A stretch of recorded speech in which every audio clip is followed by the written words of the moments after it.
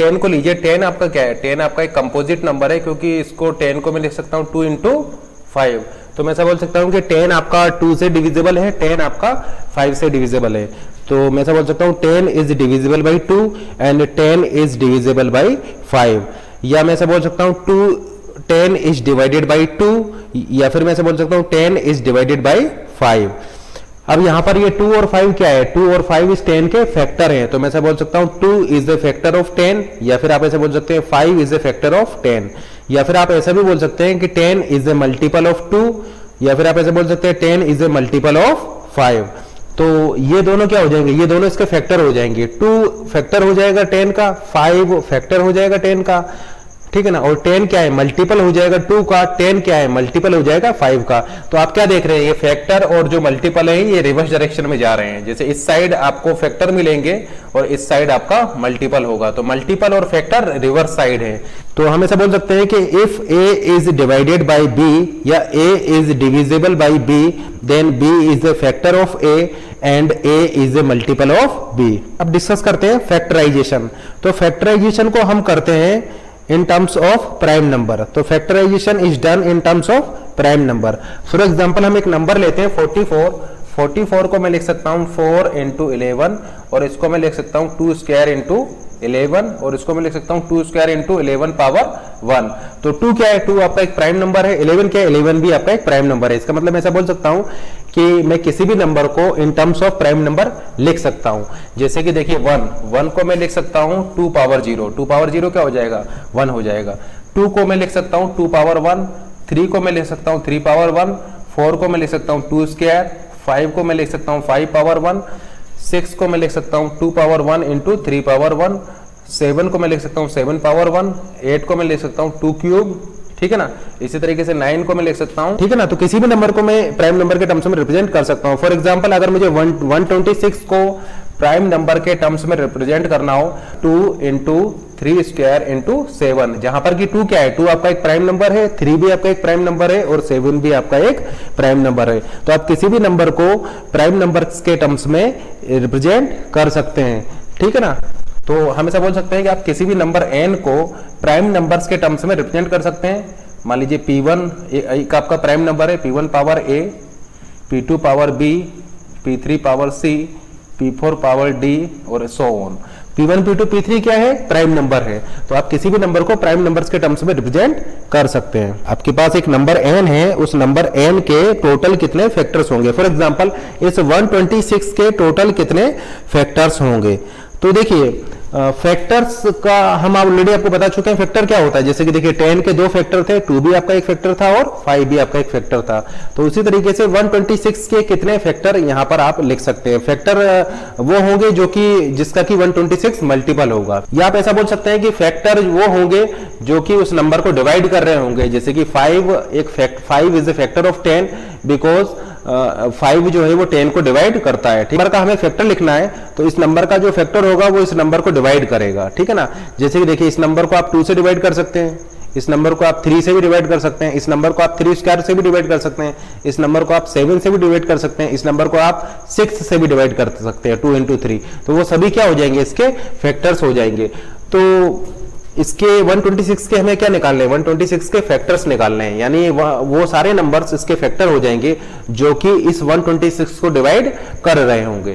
तो देखिए इसको कितने नंबर डिवाइड कर सकते हैं। पहली बात एक और यहाँ पर ये बात सोचिए कि वो उन सभी नंबर्स को आप किसके टर्म्स में लिख सकते हैं, उन सभी नंबर्स को आप प्राइम नंबर के टर्म्स में इस तरीके से लिख सकते हैं। इसका मतलब हम ऐसा बोल सकते हैं कि हम यहाँ पर एक नंबर क्रिएट करने जा रहे हैं इन प्राइम नंबर 2, 3 और 7 की हेल्प से। देखिए ये 126 को 11 डिवाइड नहीं करेगा, 126 को 11 डिवाइड नहीं करेगा क्योंकि यहाँ पर 11 नहीं आ रहा है, तो 11 आपका कैंसिल नहीं हो सकता।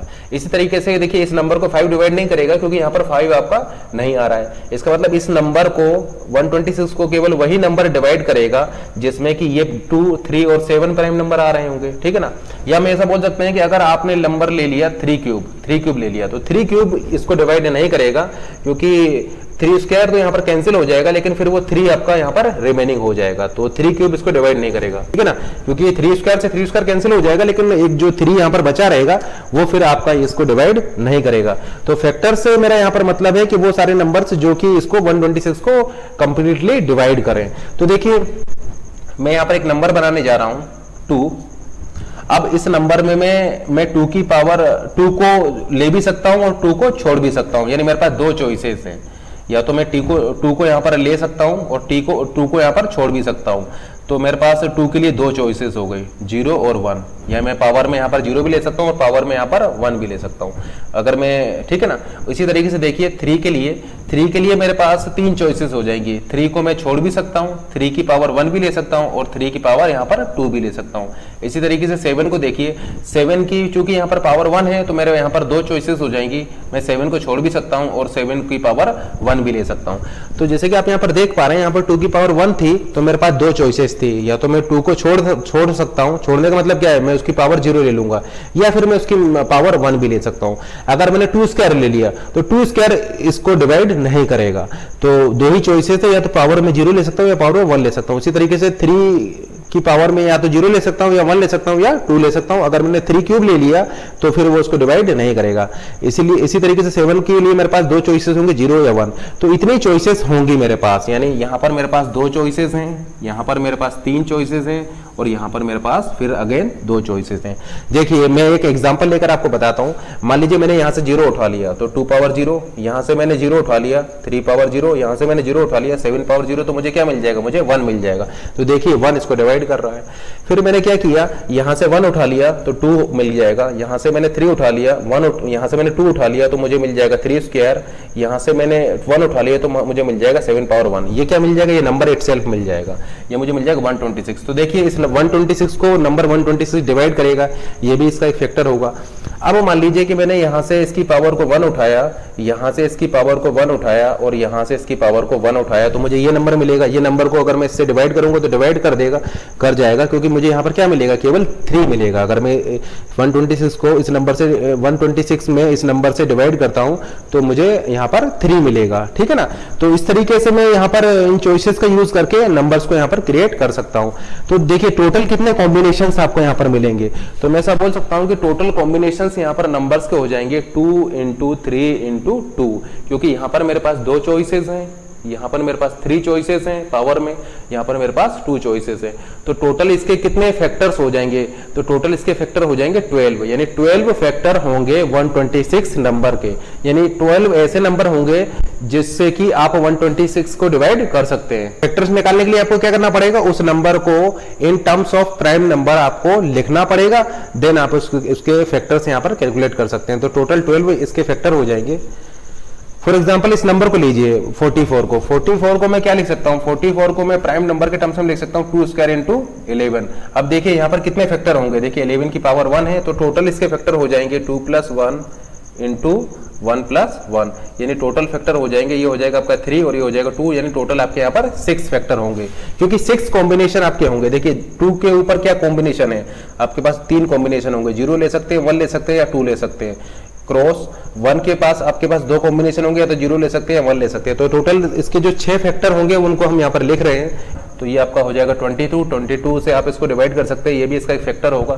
नेक्स्ट आपका हो जाएगा 2 स्क्वायर इंटू 11 पावर 1, जो कि आपका 44 हो जाएगा। 44 से आप इसको डिवाइड कर सकते हैं। तो टोटल कितने फैक्टर हो जाएंगे, 6, 1 2 3 4 5 एंड 6, ये 6 फैक्टर्स होंगे 44 के।